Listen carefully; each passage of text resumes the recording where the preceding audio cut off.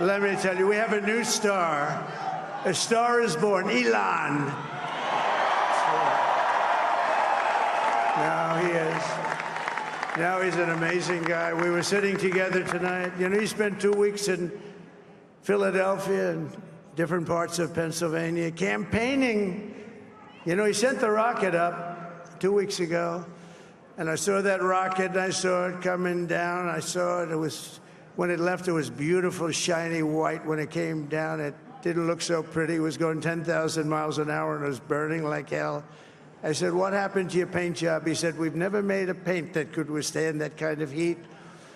And but I saw it come down and turn around. And it was, you know, it's like 22 stories tall, by the way. It looks a little smaller than that, but it's big. And it came down, and you saw that fire burning. And I'm saying, only Elon can do this. It must be an Elon. And I tell the story. I told it last night. I had a man on the phone. I had the screen muted, no sound. I was talking to a very important man, happens to be here. And that very important guy, one of the most important people in, I would say, the country, actually. But, you know, I was president, and now it looks like I was going to be maybe president again, so I figured I could ask him to hold. So I asked him to hold. And because, especially because you're going to be president again, they hold. So I took the phone down, and I'm looking at the screen. I'm seeing this crazy thing that's going around and coming down. It looks like it's going to crash into the gantry. And I said, oh, no. And I said, do me a favor, do you mind holding for a couple of minutes? I want to see this. I thought it was a space-age movie or something. I put the phone down. Bad part, I didn't pick it up for 45 minutes, and he was holding. But this spaceship came down, and I saw those engines firing, and it looked like it was over. It was going to smash. And then I saw the fire pour out from the left side, and I put it straight. And it came down so gently, and then it wrapped those arms around it, and it held it. And just like you hold your baby at night, your little baby. And it was a beautiful thing to see. And I called Elon. I said, Elon, was that you? He said, yes, it was.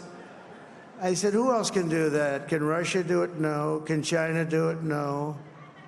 Can the United States do it other than you? No, nobody can do that. I said, that's why I love you, Elon. That's great.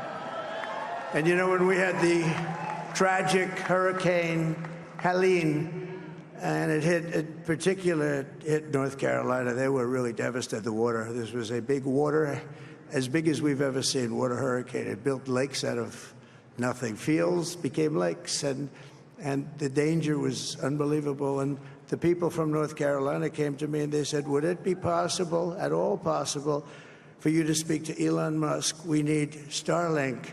I said, what's Starlink? It's a form of communication. So I called Elon, and I'll tell you what, he had, and it was very dangerous. People would die. They had no communication. All the wires were down. I called Elon Musk. I said, Elon, you have something called Starlink. Is that right? Yes, I do. What the hell is it? He said, it's a communication system that's very good.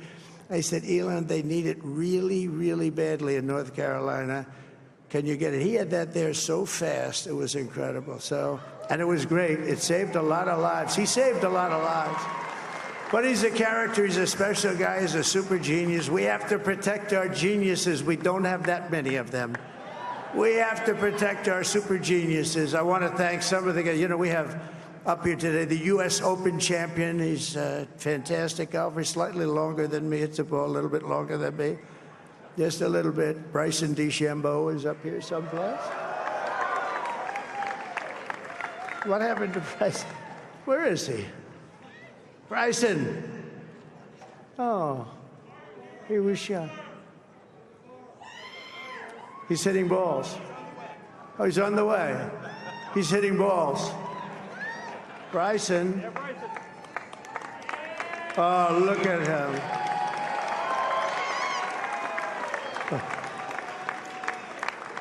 He's got a great career going. Great U.S. Open, Bryson. That's a fantastic job. And we also have a man, Dana White, who has done some job. He's a tough guy.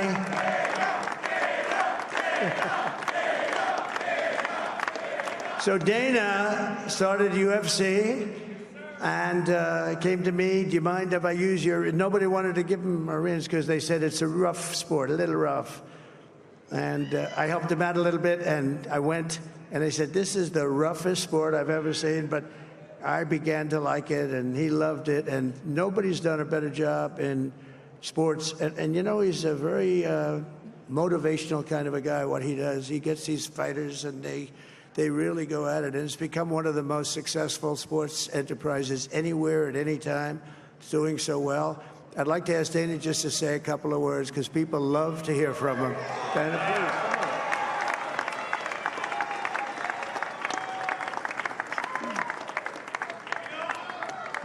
please. Nobody deserves this more than him, and nobody deserves this more than his family does. This is what happens when the machine comes after you. What you've seen over the last several years, this is what it looks like. Couldn't stop him. He keeps going forward. He doesn't quit. He's the most resilient, hard-working man I've ever met in my life. His family are incredible people. This is karma, ladies and gentlemen. He deserves this. They deserve it as a family. I want to thank some people real quick. I want to thank the Nelk Boys, Aiden Ross, Theo Vaughn, Bussin' with the Boys, and last but not least, the mighty and powerful Joe Rogan. And thank you, America. Thank you. Have a good night.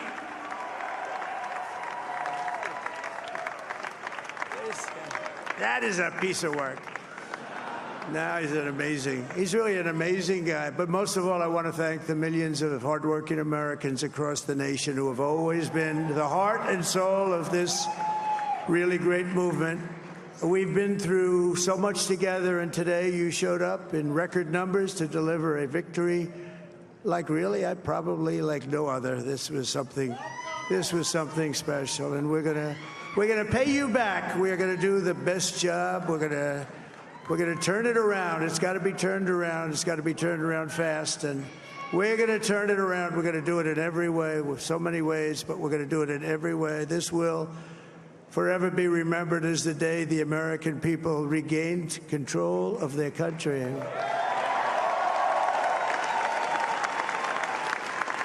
So I just want to say that on behalf of this great group of people, these are hard-working people, these are fantastic people, and we can add a few names like Robert F. Kennedy Jr. He came in. And he's going to help make America healthy again.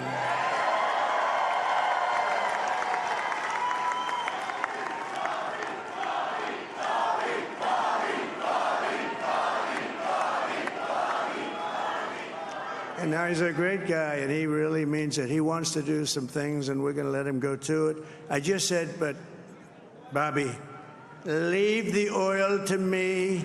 We have more liquid gold, oil and gas. We have more liquid gold than any country in the world, more than Saudi Arabia. We have more than Russia. Bobby, stay away from the liquid gold. Other than that, go have a good time, Bobby. We're going to be paying down debt. We're going to be reducing taxes. We can do things that nobody else can do. Nobody else is going to be able to do it. China doesn't have what we have. Nobody has what we have. But we have the greatest people also. Maybe that's the most important thing. This campaign has been so historic in so many ways. We've built the biggest, the broadest, the most unified coalition. They've never seen anything like it in all of American history. They've never seen it. Young and old, men and women, rural and urban.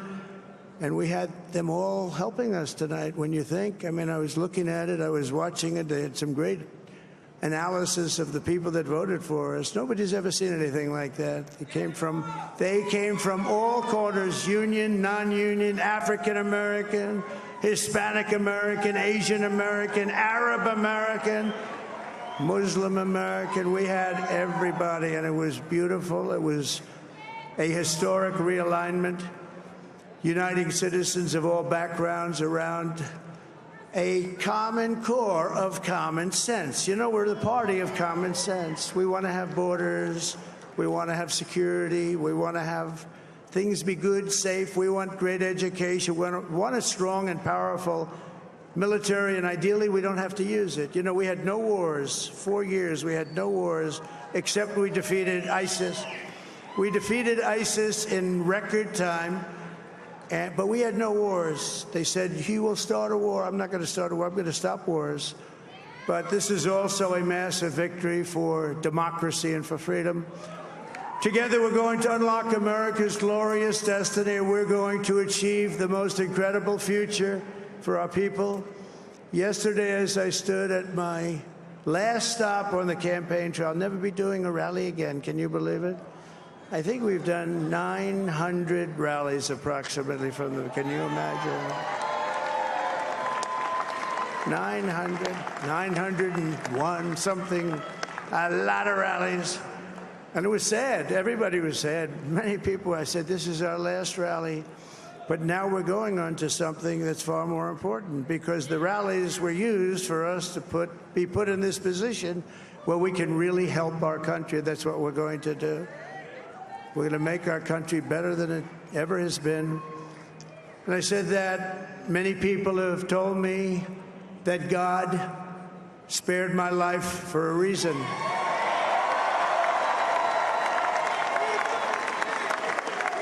And that reason was to save our country and to restore America to greatness.